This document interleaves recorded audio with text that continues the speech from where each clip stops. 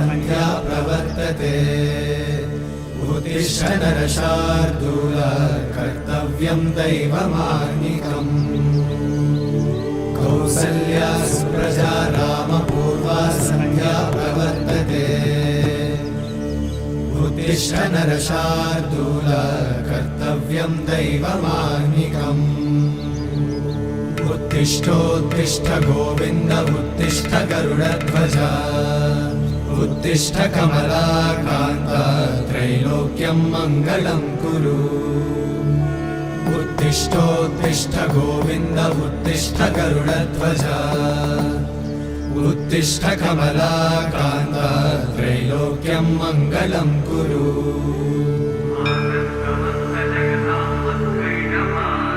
मातः समस्त जगतां मधुकैटभारे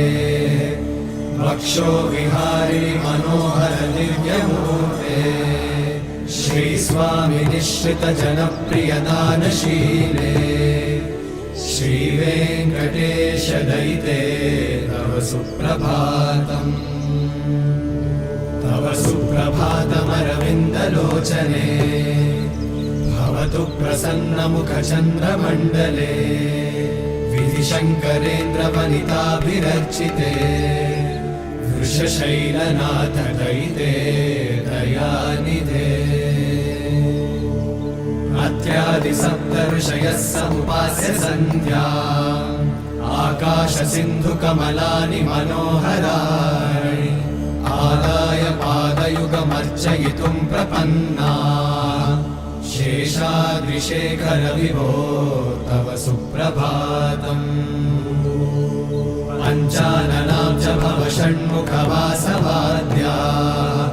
त्रैविक्रमादिचरितं विबुधास्तु वन्ति भाषापतिः पठति वासरशुद्धिमारात् शेषाद्रिशेखर विभो तव सुप्रभातम्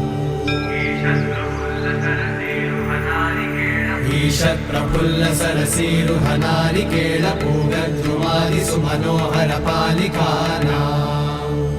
आवाति मन्दमनिलः सह दिव्यगन्धैः शेषाद्रिशेखर विभो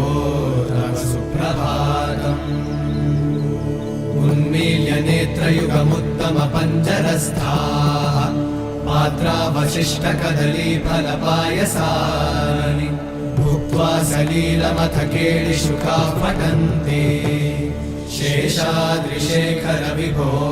तव सुप्रभातम् तन्त्री प्रकर्ष मधुरस्वनया विपञ्च गायत्यनन्तचरितं तव नारदोऽपि भाषा समग्रमसकृत्करचाररम्यम् शेषाद्रिशेखर विभो तव सुप्रभातम्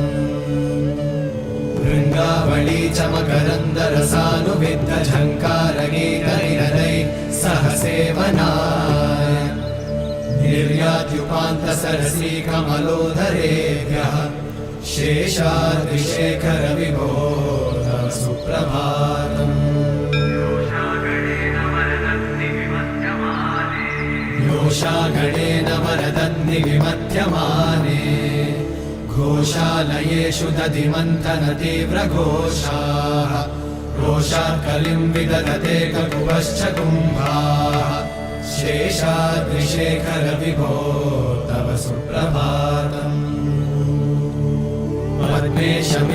पद्मेशमित्रशतपत्रगतानि वर्गाः हर्तुं श्रियं कुवलयस्य निजाङ्गलक्ष्म्या भेरी निनादमिव बिभ्रति तीव्रनादम् शेषाद्रिशेखर विभो तव सुप्रभातम् श्रीमन्नभीष्टवरदाखिललोकबन्धो श्री श्रीनिवास जगदेकदयैकसिन्धो श्रीदेवतागृहभुजान्तर दिव्यमूर्ते श्रीवेङ्कटाचलपते तव सुप्रभातम्